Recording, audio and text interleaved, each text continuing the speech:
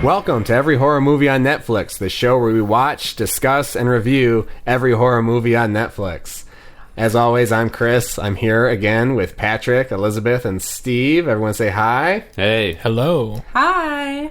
And if in case you don't know what the show's all about here, basically we are explorers. We watch every movie in the Netflix horror category from A to Z. We're not skipping. We're not picking. But we're starting with Rec 4 because it's in square brackets, and we're going all the way through Zombies or whatever the last title happens to be. By the time I didn't go we that get far. there. Zombies? How is it spelled? Zombievers and then Zombies. Yeah. Okay. We don't even skip when we want to. We don't even skip when we want to. I mean, that's not entirely true. We're not going to skip. We may break the order occasionally, if there's a special event, special reason to, and we'll explain that to you. But rest assured, we're going to go in systematic order, and you're going to get to watch every Netflix horror movie vicariously through us. So we're starting today at the top of the alphabet with Rec 4 Apocalypse. Now you may be wondering, but wait a minute, Rec starts with an R, but it does have square brackets around it, so Netflix has put it first. So we've all watched Rec 4 Apocalypse, and Elizabeth, how would you characterize the premise of this movie to somebody who has never seen it before and is curious? Yeah, fundamentally this is a zombie movie, which I think is great. The characters on this movie are on a ship that has been commandeered as a quarantine/test ship. And there's some experiments being run to try to find a retrovirus to cure the zombie virus. And there's also some zombies on the ship. There's a lot of fights. I don't know what to say. Sorry. I don't know how to describe it. Please take it over. We should probably talk a little bit about our protagonist, am I right? Yeah. Yeah. So, the protagonist of the movie is a television reporter. Angela. Angela, correct.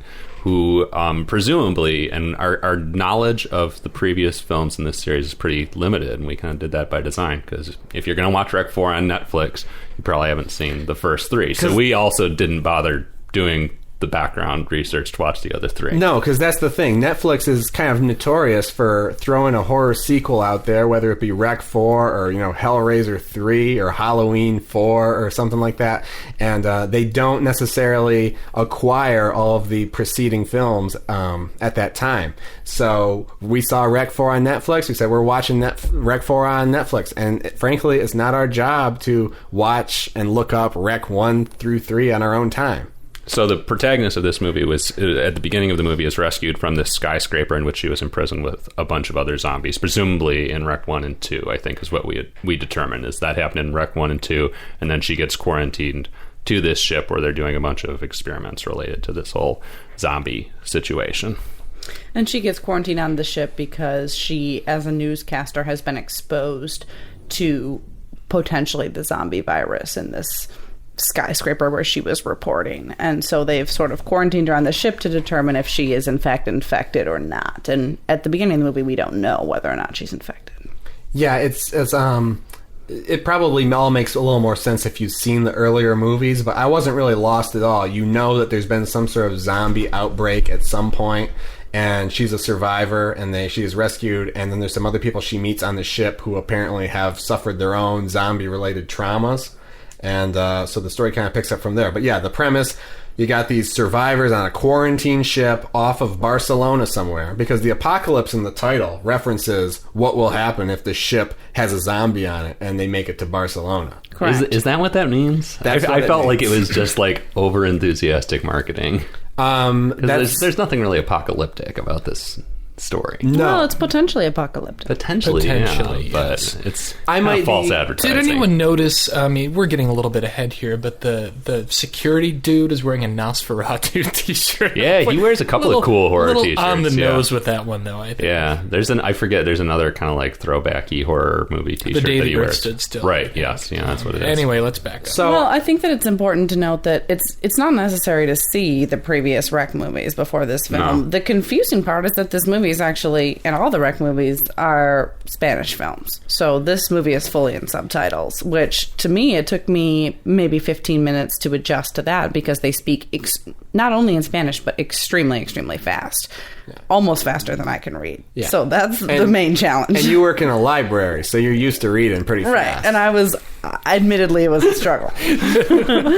So that's the main thing that you have to conquer over the first 15 minutes of this movie is getting through the subtitles real quick. Yeah, it was. I was forced to reckon with my own ignorance of the Rec franchise because I did not know going into this movie that it was going to be a Spanish film. I did not know going into this movie that it wasn't going to be a found footage film because I guess the first Rec was definitely found footage. I think the first two. Well, that's were why it's found called footage. Rec. I mean, it was like It's like the recording icon on a camera. Yeah. Right. But then this movie was shot almost entirely like a conventional horror movie. Well, with quite a few cuts from security cameras. Yeah, they integrate some security stuff, so I think they were trying to keep the spiritual feeling of like you're still on camera the whole time sort of thing on it, but I thought they did that well. yeah, they did that well, but it wasn't a found footage movie and it was a foreign film, which both surprised me. But fine, you don't need to see 1 through 3 to get this movie. And there's enough like flashback footage from the first one, which I have seen, but didn't really remember until I started seeing some of this footage again. And it's not a complicated concept. I mean, it's a zombie movie. You don't really need to know anything going into this. It's all there. Yeah, it's basically Resident Evil on a boat.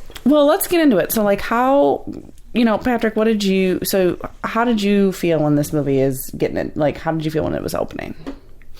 So, I mean, the opening scenes of this movie are actually fairly, I'm going to say sort of gripping to me. I mean, the police raid on this building was like fairly tense. And the other thing that really stood out to me about it was that the police behaved in a reasonable way. And a lot of characters in this movie behave in a surprisingly reasonable way. Like people do. I mean, the thing everyone complains about in horror movies is everybody acts so dumb. Don't go in that room. Don't go in the basement, whatever. But like people are fairly sensible, or at least more so than in your average horror movie. Once you accept that it's a zombie movie, because one of the things that, one of the most striking parts in the whole prologue with all the police to me was like when the guy gets like attacked by like a zombie fireman and then he's like, oh, I've been scratched, and like hands over his gun so the other guy can take it and just shoot him in the face. Yeah, true professional. I mean, people are extremely capable in this movie throughout the film, which is really notable for a horror film, in my opinion. Like, people fight reasonably, people respond reasonably. Mm-hmm.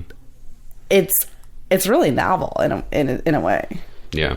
Surprisingly so. Not to tip my hands to my overall evaluation of the film, but I think that for what it was seeking to do for this genre of film, for the zombie genre type film, I think it is, there's not a lot you can complain about if you're looking for a zombie type movie on Netflix. Yeah, definitely. I would agree. I mean, it sets up... if you've never seen a zombie film before, I think it sets up like sort of the logic of the modern zombie movie very quickly, again, with what you're talking about, with the guy getting scratched and turning the gun over. Even so, there's a scene a little later on when shit starts to go south a little bit on the ship and people start getting infected and there's like a zombie locked in a refrigerator or something, and that seems like the moment when the zombie's going to get out and fuck people up. But people think fast and they lock that zombie in the fridge. They don't fuck around. I said it was like Resident Evil, and I don't know, maybe this is a silly comparison, but the other movie that crossed my mind when I was watching this was Die Hard. I thought it was kind of like, we're used to seeing zombie movies in the modern era that are like hordes and swarms of zombies like coming at people. Yeah, good point. And this was like, most of the time the scenarios were like 1 or 2 zombies in a controlled situation in a confined area and stuff that had to be dealt with before they could move on to whatever else they were doing. So it kind of reminded me a little bit like Die Hard in that sense, where it just kind of the pacing. It is a little fun to see the opportunity for chaos in what is, as you said, a very controlled situation. I mean, there were only a couple of infected humans or creatures, though I guess we'll talk about that in a moment here, at any given time, and they're in a contained space. They have a plan, and yet they still manage to bring quite a bit of tension out. So this movie begins with a newscaster, Angela, being rescued from a skyscraper where there's been zombies by the military. And then the movie sort of cuts and she wakes up on this quarantine ship, unsure of where she is. And she's trying to figure out what's going on. And basically you find out that she has been placed on this quarantine ship because she, quote unquote, may or may not have been infected by zombies. They're trying to find that out. And they're also doing tests for a retrovirus to find the cure for zombies on this ship. And to thwart the apocalypse. To thwart the apocalypse, right. And so there's 3 different groups of people on the ship. There's the military, there's the commoners that have been running the ship who have been commandeered, and then there's Angela, the newscaster, and other like civilians who have been captured on this ship. And so that's kind of the 3 different characters that you have at play who kind of open the movie. Yeah. And the civilian crew, it was interesting to me because it's not like it's like a merchant ship or something. It's like a freighter of some type that I guess this medical/military quarantine operation has chartered or commandeered or something. And there's a scene early on where the civilian crew of the vessel talks about how when they boarded they made us switch our radios to a weird frequency and blah blah blah. Basically, it's always interesting in a horror movie to see how they like get rid of everyone's phone, because that happens like all the time. Right, because you can't have communication in a horror movie. Right. So there's always some sort of thing. And there's so many like handicaps like that in this movie. I made a list as I was watching the movie because they bring up several of them all at the same time. The lifeboats are immobilized, like they keep having power cuts. There's the weird thing with the radio. Like they have so many potential like, you know, there's no way out. Which are really not that believable. It's contrived in the manner that, like, you know, it's going to be a while before we review any of the Conjuring films or the Insidious films, but those James Wan unfortunately. Unfortunately. But those James Wan horror movies, I always laugh because they set up all these weird contrived circumstances that are just that, like, oh, this kid happens to have like a miniature like big top tent in the corner of his room. Oh, these kids play a game where they hide in the closet and find their way to each other by clapping their hands. Like, you know, all these things. It's kind of like that, how they set up all the circumstances for why these guys are screwed and isolated on this boat. Well, I'll be honest, this movie, even still, with all of the stakes at hand, it kind of bored the fuck out of me, and I'd like to talk about the monkey. When a certain primate appears in the film, I became very excited. Not Andy Serkis's best work, but pretty damn close. I think he did a fine job. That was Andy Serkis's understudy. He must have been. Anybody want to set up the monkey? Yeah, all right. So we all want to talk about this. Yeah, what Steve's referring to is there's a scene because they got these researchers working on a retrovirus, and then they're like, the host for the virus, it's implied. The host is gone. The host is gone. Who let the host out? And who? Yeah, basically. Who let the host out? And I don't know if there's ever any explanation. It doesn't really matter. But then it like cuts to the chef who's like preparing the meal for the entire crew, and everyone who's on this boat is about to sit down in like the mess hall and eat a meal. Oh, and of course he has headphones on. He's listening to music. He has no idea what's going on around him. And he's just cooking a meal, chopping up some lamb or whatever, and then like this like CGI zombie chimpanzee. It's not a chimpanzee. It's a smaller monkey, but it's menacing. Comes up like in the background and attacks him. Yeah, and this monkey has like huge fangs. Like this is the most horrifying monkey I've ever seen. It's it's horrifying in a number of different ways. I mean, first there's only like one shot where it's CG, where it's like clinging to the fridge and then jumps at him. Like you have like just a moment to like process that there's a fucking monkey in this movie all of a sudden, and then it becomes a puppet. I think for the rest of the film. Really? I thought it was CG the whole time. I thought it was CG the whole time. It looked fine. It looked fine. What? It looked fine to me too. I thought I thought it was CG the whole time, and also thought it was decent looking for like a fairly low budget. I don't know if we saw the same movie. I mean, like when the monkey attacks the dude, it's like that classic thing where they have a puppet and they don't have like the ability to animate it, so he's just sort of like holding on to it and flailing it around. Well, also all these action scenes are shot in kind of a visceral, you know. Well, the movie feels like it was directed by one of the zombies. The camera is just like jerking into every single thing that happens. Every time somebody like blinks, the camera just like stutters and gets in a little bit closer. Wait, but you need to explain what happens with the fucking monkey. The monkey is it's a great scene because he's attacked the chef, and the chef I thought was going to be fine because he handles it like a badass, and then he hits the monkey with like the top of a fry pan, he's got a fry pan where he's cooking up the lamb on the stove, and he takes the cover for the fry pan and like pushes the monkey down into the 12-inch skillet. He boils the fucking and monkey. That was rough. Keeps it on there, and the monkey's screaming, basically just getting cooked alive on the stovetop. Yeah. I had a hard time watching PETA that. did not endorse this film. I mean, even though the monkey was Or the fake as fuck, ASPCA. Did not endorse this film. did feel deeply uncomfortable. You felt bad for the zombie monkey. Who loves animals. I didn't feel Yes, bad I think at all. it deserved I a thought that was chance. amazing. I think that goes with the flow of the rest of the movie. That like people are capable in this film. The chef battles. Well, you think he battles off the monkey and fucking fries him alive. Amazing. I was super into that scene. That monkey was a threat.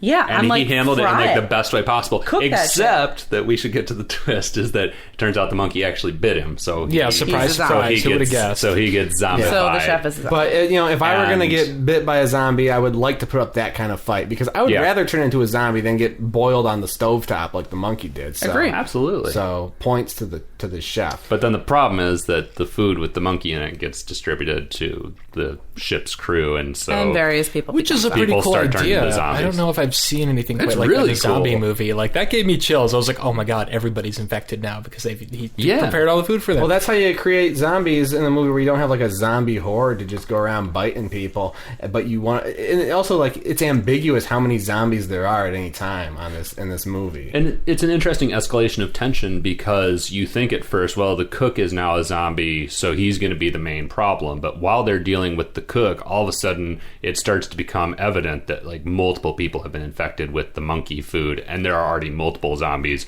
all over the ship outside of this like contained area where they end up like locking the zombified cook into a freezer. And they're containing the problem for quite a long while. time. Quite Yeah. a long time. So that was Which is all cool. interesting. I mean, I thought it was really cool. Like, it's you can follow the film really easily and see how people are containing things, and you kind of, I mean, more than other horror movies, which just feel like, oh fuck, like something could go wrong at any moment. This movie feels like, okay, containment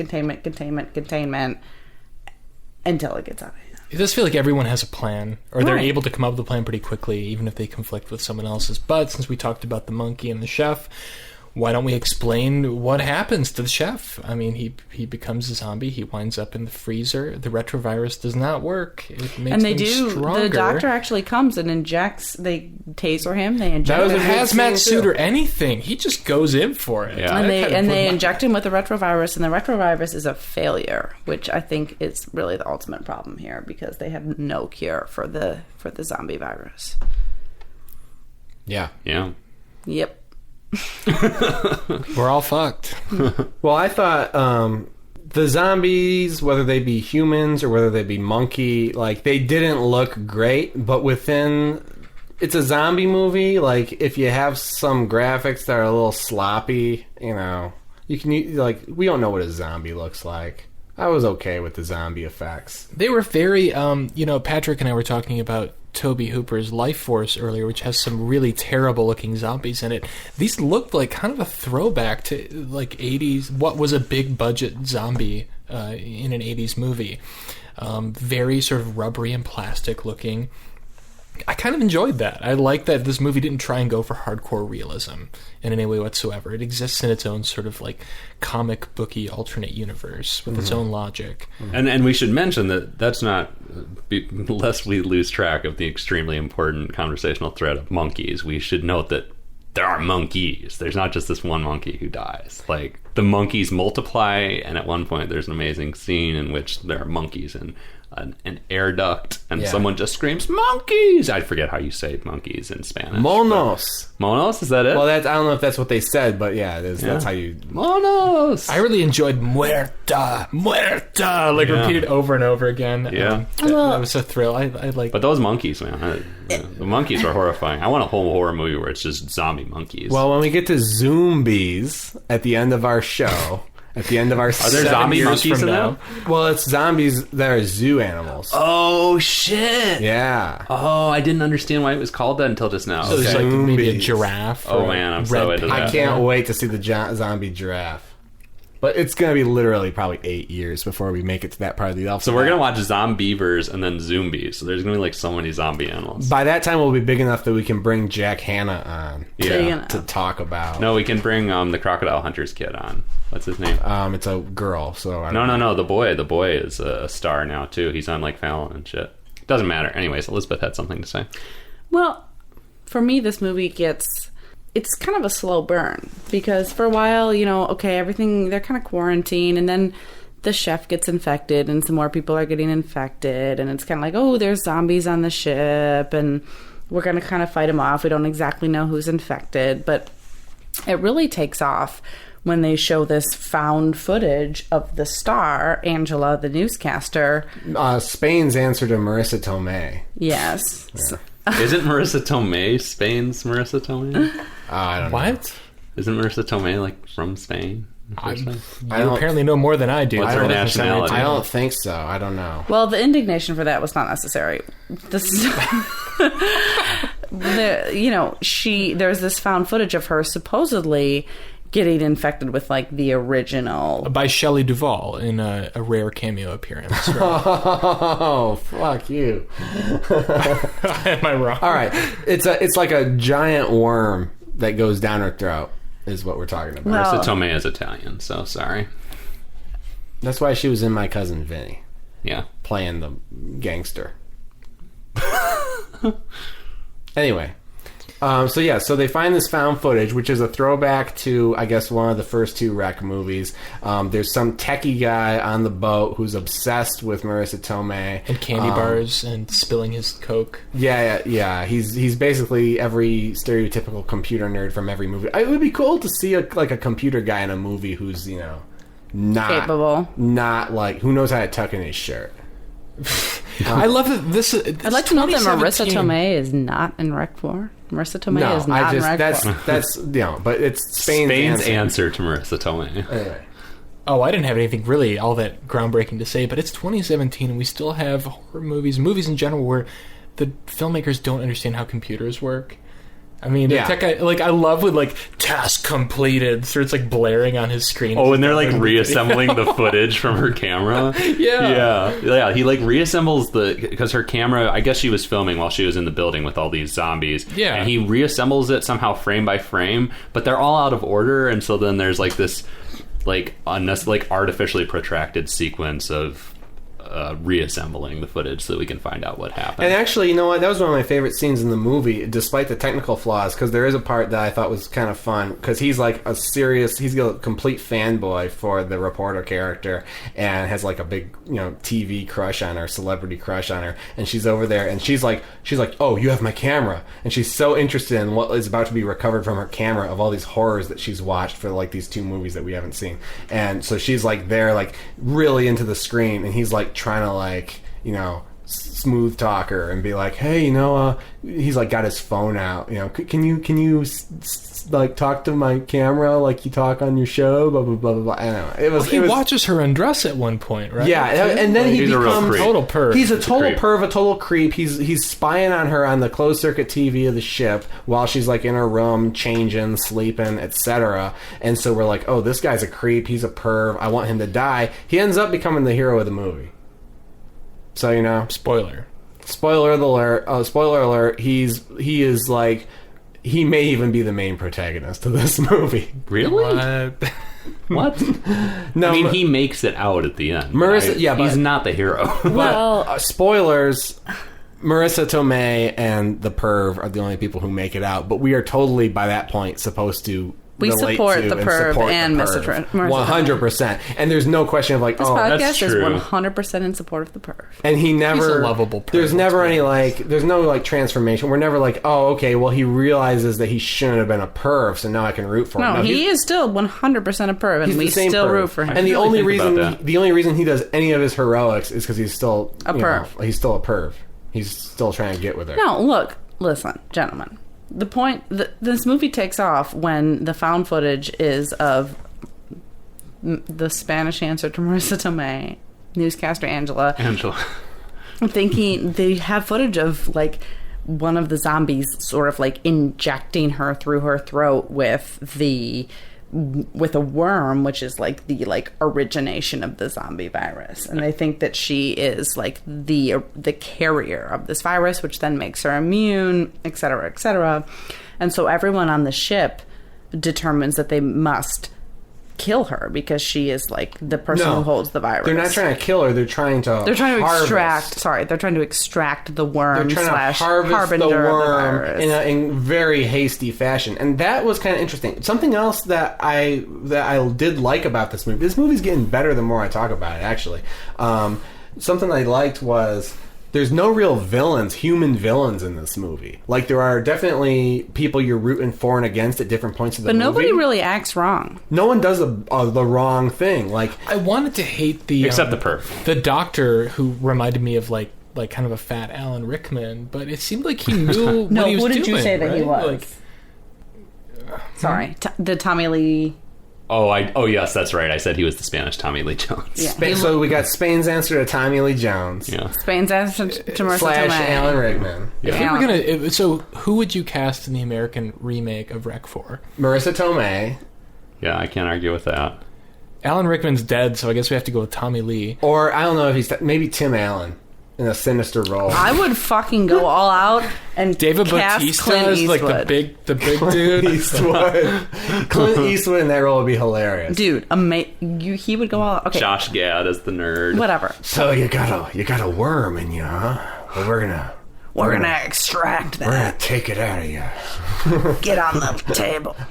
Anyway, All no, right, but no. The point is, none of these characters are bad people. They're all like, and I guess that's the most you can hope of a zombie movie that asks questions about how people would act in a zombie situation, because they're all seem like reasonable people and they're doing things that we agree with sometimes and don't agree with sometimes, but we totally understand where they're coming from. In this scene in particular, Angela / Marissa Tomei is they're trying to basically take this worm out of her that forcibly, surgically, while she's conscious. No anesthetic, like the most hasty surgery you've ever seen in it's insane. The bridge of the ship. Other than Prometheus. I was just gonna say they're throwing her down on the map, on the chart, the nautical chart, and they're about to cut her apart and all that stuff. And but we're like, yeah, you know what? If she's got the worm, like, we're supposed to support. I was fully Angela. no, dude, no. I was like, get that out of her. I was fully on the side of the people who were cutting her I was open. fully on the side of the cutters too. I was like, full cutter.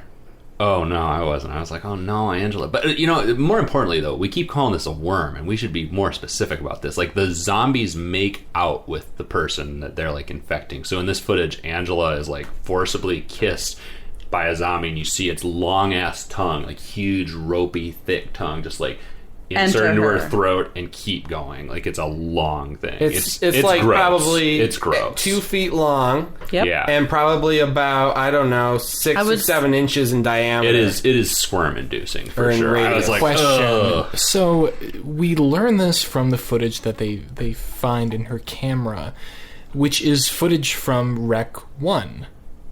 Well, I did some. Yeah. I mean, based on what I remember that scene. Like, that revelation was not in Rec 1. So why did we not see that footage? What I Was it in read. 2, maybe? What I read. First of all, I think Rec 1 and Rec 2 happened right after each other. I don't know, but from what I read, it seems like, I could be wrong because I haven't seen these movies. It seems like one of these movies ends with Angela getting like dragged down a hall or something by a monster. And you don't see what happens to her. Oh, so maybe it didn't necessarily have to happen in the first film. So this is something that like picks up. This is like, that. after she got dragged down the hall, but before she was rescued, she was like, impregnated or whatever with this host thing. She's got a lot of storage on that camera. Well, the most exciting thing about this whole film is that this is set up. Angela's infected with the worm. They try to cut it out of her, and she ends up escaping. She fights them off. She runs off. She's like, fuck no, you're not going to cut me open. And she ends up having to battle both zombies and humans for much of the film because she doesn't want to get attacked by a zombie, and she also doesn't want to get cut open by people who feel that she has the worm infected in her. Yeah. And, spoiler alert, she it's revealed towards the end of the film that she's not the true host. Right. And I mean, she's great in this movie too. I think we should like recognize the acting in this movie. I think for she's a a fine minute. actress. One of Marissa She's Tomei's terrific. finest roles. And I also really like the police dude, the SWAT dude, who's kind of a protagonist for a bit. And then what happens to him? I think he gets infected or something. He definitely gets sidelined, but he's like super charismatic. I really like that guy. He is not the protagonist. He is the person who is ultimately the host, remember?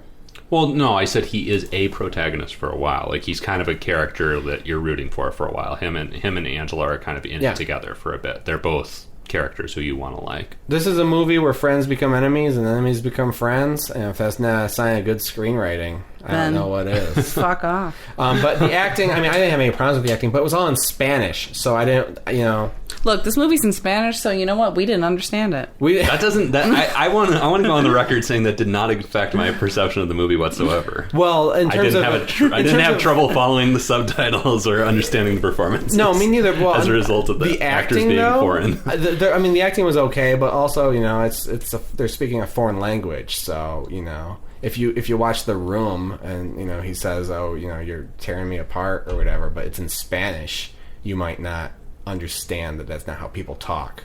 It might. I disagree. What are you guys talking about? All right, let's. What do we have left to talk about here? Anybody have anything that really kind of grabs? I have a lot to talk about. I think we have not gotten to Let's see. What's going on here? I don't think we've gotten to the climax of the movie, which is that everyone thinks that Angela / Marissa Tomei is the host of this virus. Sure. The worm is in her. They try to cut her open and extract the worm.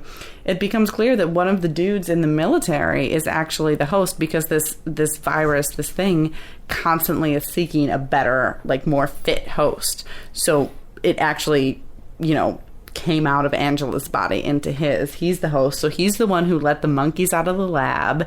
He's the one who's sort of been aiding the zombies all along. And ultimately, the two protagonists of the film are battling against one another, which I think is really exciting.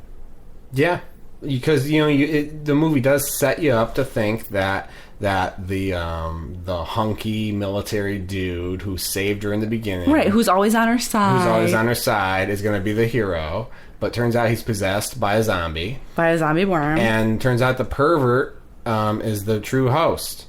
Right, and this movie... The pervert? No, not the host, not the true host, the true hero. I'm sorry. Yeah. The movie ends with the quote-unquote perv, Nick, who is really just a nerdy computer dude who really likes Angela, and Angela escaping this quarantined ship on a lifeboat, it's a crazy scene. I mean, they are attempting to escape the zombies. I want to talk about that, but first I do want to note that there's some awesome shit that precedes that, which you were talking about when we were hanging out earlier with the weapons. Yeah, so they're out of weapons, I think, right? We watched this a few days ago. Yeah, they run out of bullets. I mean, they've been fighting zombies for hours. Yeah. There's no more bullets in their guns. They have to kind of ramshackle up some weapons. That's another reason that kind of reminds me of Die Hard, because there's not a lot of zombie movies you're used to seeing. Just you have all the ammo, you have all the gasoline, whatever, and when they find a machine gun on the ground, it has three rounds. You're left. yes, good. This is a huge development that now they have a half a clip in a machine gun. So they dig out some fishing equipment from this boat, and that becomes their weapon. So they dig out a harpoon final launcher. Stretch of the film. They dig out a harpoon launcher and an outboard motor, which is pretty fucking cool. And they fuck up some monkeys. And they fuck some people, which is amazing. And some monkeys. Chris, could you describe the amazing outboard motor scene with the monkeys? I didn't know it was an outboard motor for the longest time because I'm not used to seeing outboard motors in that context. Right? Same. So they're carrying it around like it's like a Gatling gun or a flamethrower or something. And I'm like, what's this doing on a boat? And that's not till they fire it up and the propeller starts spinning. I'm like, oh, okay, it's an outboard motor. And then, they're being chased at one point down a vent. Dozens, if not hundreds, of zombie monkeys in this vent chasing them on their heels, and they come down out of the vent and stick the propeller up into the vent and just make confetti out of all these. I would say that is the climax of the film. It's the emotional climax for sure. I mean, if you want to see It's the most entertaining moment. if you want to see some mammals get made into confetti, this is the film for you. So yeah, there's some unique stuff going on in this movie, especially when as far as the setting and stuff goes. Like all this stuff, using the harpoons, using the outboard motor, it's coming out of the setting where it's all on this ship. Now, low budget filmmaking 101 is to set your movie on like one physical location or something. You save. Sure, you don't have to money, change scenes a lot. Reservoir Dogs is going to be in a warehouse. All these horror movies Reservoir are like... Dogs is a great movie. All these horror movies, most of these horror movies we see on Netflix are probably going to take place in, confined locations, one set. And this had one set, but it happened to be a pretty interesting location. They, rented a ship or something to make this movie. It seemed like it had to have been... I mean, obviously the footage of the ship at sea looks awful. Yeah. Totally fake, but it seems like they actually shot this on a ship. I can think of no... And I think they saved a lot of money. Top to bottom. Yeah, and I think they were able to save a lot of money and then put that money into other things because this movie does have a lot of production value for, what seems to be a small... I think I saw it was like $4 million budget. I was just about to look at the budget. Yeah, I think that's why I don't think anyone knows the budget for sure, but it was like, in the ballpark of like $4 million or something. That seems about right. I mean, there's no stars in it. Somewhere between $0 and $4 million. Yeah. And I read an interview with the director, who I guess is the same director who did at least Rec 1, maybe Rec 2. He did 1 and 2, not 3. Right, not 3. And he was like, yeah, it's called Rec 4 Apocalypse, but, we can't really show a zombie outbreak in Barcelona because we don't have that kind of money, so that's never going to happen. But we hang They can rent a boat. They can rent a boat, so they hang the threat that the boat might make it to land and infect Barcelona. They hang that threat as the, apocalypse. Which I say That's fine. kind of cool, Fine. actually. I like this movie more now that we're talking about it. So I want to touch on the actual climactic, the final scene, though, because it really... I enjoyed the movie for the most part, but that final scene kind of deflated a lot of shit for me, because it's kind of incoherent. Like, there are what seemed like hundreds of zombies chasing them across the deck of the ship as they're trying to get off it, and then they're, climbing up the side of the ship. And I mean, this is probably just perils of low-budget filmmaking, but then there are shots where it seems like there's just a few zombies. It's really incoherent, like how many zombies are actually chasing them. Yeah. And then the weirdest thing to me, and this is just a writing thing more than anything, is that so they throw a raft down into the water. Nick and Angela throw a raft down into the water, and they're going to jump on the raft and use the outboard motor to speed away from the ship before it fucking explodes, because it's set to fucking explode. We haven't brought that up, but the ship... That was their. That's the scientist contingency to make Yeah. sure it never makes it back to Barcelona if their experiment fails. They have a self-destruct. Yeah. So Nick jumps off into this raft, and Angela is on the edge of the ship, waiting to jump off, and she's afraid. She's like, I don't want to jump off. And it's like, this woman has been through so much shit. Yeah. Even just in this movie, but 2 previous movies that we haven't even seen.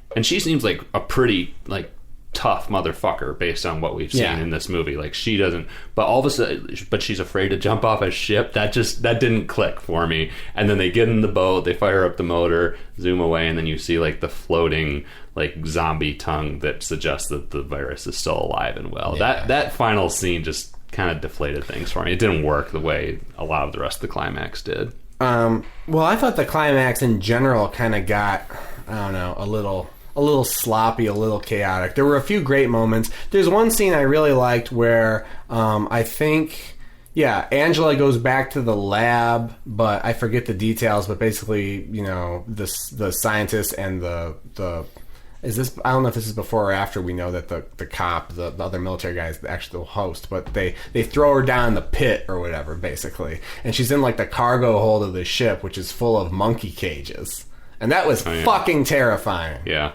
I shit my pants watching that scene because it's all she's got is a flashlight, and there's all these dirty animal cages that have hair stuck to the bars, and there's a couple monkeys still in there. It was some real good if you've ever played a Resident Evil game or Silent Hill game from back in the day and you loved it, this was just some terrifying visuals where she's walking in that dark ass room.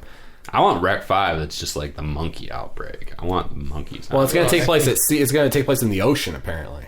Directed by Are they actually doing Underwater by James Cameron. No, I don't know. I don't think sounds like been it's done, announced. right? I don't. Yeah, I think all that's the the news last is that installment. Rec 4 was the end. However, Yeah. of course, they left it open. And also, I mean, they did call it Apocalypse and turned out not to be the Apocalypse. So who can trust them? It's like if you watched X-Men Apocalypse. Learning. It's like if you watched X-Men Apocalypse, but the villain was actually Sabretooth. The villain was actually like a not that scary monkey. Yeah. So, I mean, but the question is, well, sort of the crucial question for me going into this movie, and I think the crucial question for our one listener who's made it this far, is can you enjoy this movie on its own if you haven't seen the other three? I would say for me, it wasn't a thoroughly enjoyable film, but you don't need to worry about seeing 1 through 3. I saw 1. Everything that I remembered from it was recapped in flashbacks. So, yeah, it stands on its own, I think. Yeah, I would say that you don't need to watch the other ones. It makes sense. And I would recommend it to someone who was if you're into the zombie genre, which I'm not particularly, it's a solid by the numbers zombie movie that has a couple creative touches on it, I guess. Well, we have 3 choices, right? Well, we're getting to that. We're gonna this get to is a that. separate question. We're- It's just, did you think it worked like out of the context of those other 3 movies? Just if you watch that on its own, because so many sequels, like Absolutely. you could watch installment 4 and be like, "What the fuck?" is Patrick going and I on? watched this movie together, and 2 times I was like, did I need to see the Brex before this? And he was like, I don't think so. And then it became clear. You do not need to see Brex 1 through 3. This is a fine standalone. Yeah, I agree. It was very self-contained. Anything that needed to be explained was explained in a super efficient way. And the other interesting thing that struck me about this movie, we already touched on this, but again, the first 2 wrecks at least are found footage. It's all from a handheld video camera. I don't know about the third one, but it's an interesting kind of extension of that whole concept that now we're out of that like kind of bottle episode, we're out of the skyscraper, we're out of the handheld camera thing, and it's an interesting like next step. It's so many franchises, I guess, especially horror franchises, get hung up on whatever their like little gimmick or their certain concept Right, is. finding ways and this to- is an interesting way to take it to the next level while still hanging on to the basic characters and scenario that the whole thing was founded on. Agree. I mean, most of these like found footage movies, like the Paranormal Activity movies, every installment they have to find a new way to sort of like play around with the gimmick, the Right. found footage thing. That said, I don't understand why there is a Rec 4. I didn't think any of these characters were particularly compelling. I did not even know there was a Rec 2 and 3. I just find it kind of baffling that this movie exists at all. But I do admire that they decided to try something different with this one. Create a new setting, a new aesthetic. I mean, I assume there's a sequel for the reason there's a sequel to anything, is that there was a financial mandate. Sure. I'm guessing they probably did well in Spain. They were the at least the first 2 were sort of cult successes, critical successes over here. So I assume they did well in Spain. It was like, well, time to make another one. And if you're going to make another one, interesting way to do it, in my opinion. Agreed. So, anything else we want to say about this movie before we get down to our final our new opinions scoring on it? system. This is kind of stepping back a bit, but I can't let this episode go without referencing a couple great characters. I don't know. I'm not going to say great. I'm going to say interesting characters, and kind of I think missed opportunity with them. Or there were 2 characters that I liked. One was the ship captain. There was the civilian ship captain who was kind of like the haggard, I'm due to retire kind of ship captain, right? And he was like, It's his last voyage, right? it's his last voyage, and he's like, I don't like these guys commandeering my ship, changing the rules, blah blah blah. But he's like the one guy you would trust with your life on this boat, probably. And then the other person, there's a scene where there's the ship's mechanic who's like trying to get the engines or the radio running or something. That was down fascinating. the hold. Fascinating. And then there's some Spanish soldiers who come to give him a hard time, and there's racism involved because he's a black guy. Yeah. And, you know, so he's a very relatable character for those reasons. And then he gets attacked by a zombie and just, like, handles it like a champ, beats it over the head with a wrench or something. Like, he handles that zombie. But then, none of these characters are given justice because the ship captain ends up literally, like, running off. Like, you don't even see what happens to him. They're like, oh, the ship captain's gone. You're the only one who can drive the boat now. And I rewound that movie, like, 5 times to see what happened to the ship captain. And he, like, takes off running and, like, you don't see what happens to him. I was really fascinated and then really bothered by that whole thing with the black mechanic, because they kind of set up some interesting and sort of provocative discussion of race with him being, you know, the black guy who works below decks, and these white Spanish white guys are being assholes to him because he's black and works below decks. And it was kind of provocative, but it just was like dispensed with so quickly that it felt, I don't know. It felt a little disrespectful to me to like bring up that issue and then just bring up race and then throw it away again so soon. I mean, but I guess, you know, props to them for wrestling with that a little bit. It works. I don't know if they're trying to wrestle with the issue as much as just kind of give us a reason to sympathize with this character. Yeah, and that worked for me. I totally sympathize with this character, but it was a waste because after he murks the zombie, they completely forget that he exists until he shows up in the end of the movie in the climax as a zombie. Oh, I didn't even catch that. No, he comes back as a zombie. It's like, oh, I guess they got him. Oh, and now, like, Nick has to, like, kill him or something. Yeah. I feel like they really overreached a little with the themes of racism and socioeconomic so that disturbed disparity. Me. That disturbed me. But, yeah, so we have a new scoring system. You know, this being, like, kind of our first official episode on the journey to watch all the horror movies on Netflix A to Z. I don't know how new I can say it is, but basically we're going to... New since last episode. New since our practice episode. So the options we have on rating these episodes are, do you recommend we view it? Would you recommend the listener view it, cue it, or screw it? And I hope the scale is self-explanatory. Do you think we need to explain the scale? View it means... go out and watch it this weekend. Cue it is put in your queue. You know, when you get bored, you can't sleep when I watch it. And we all know what can happen sometimes with the movies that wind up on your queue. Like, you just kind of let those ones fly sometimes. Sometimes you never get to sometimes them. You watch them, sometimes you don't. Yeah. So if we say cue it, that means watch it or don't. Whatever. Well, let's go around the table then. Chris. And we all know what screw it means. Yeah. Throw in the trash. I didn't even think to mention it because it seems so self-explanatory. But you never know who's listening to the cast. So, Chris, view it, cue it, screw it. Rec 4, Apocalypse. Rec 4, Apocalypse. This is a weird dissonance because I've been speaking it up a lot the whole episode. I'm gonna say cue it. I'm gonna say I wouldn't necessarily recommend it if you are really into the zombie genre and you want to see something that's a little fresh. Maybe view it. But if you're just a typical horror fan, you know, put it in your queue. If you're really bored and you're into seeing some, you know, zombies, like I said, Resident Evil meets Die Hard on a boat, which makes it sound way better than it is. That's like a pitch from The Player. Die Hard in a bowling alley, but with a heart. You can watch it, but you know, don't rush. There's going to be better picks for you. Patrick? I'm going to say view it. I'm going to say it's exactly as good as Chris's pitch just sounded. Because, actually, I've never seen a Resident Evil movie, but I still think Resident Evil meets Die Hard on a boat is about as good as it sounds. It's, you know, not a great movie. I had a lot of fun with it. I thought it was a good, you know, twist on the zombie concept. There was some fun shit that happened in it, and it stands alone perfectly without having seen the other installments in the franchise. Elizabeth, view it, cue it, or screw it? So I'm going to say view it. This movie reminded me a lot of Alien 3, Alien Cubed, however you want to call it.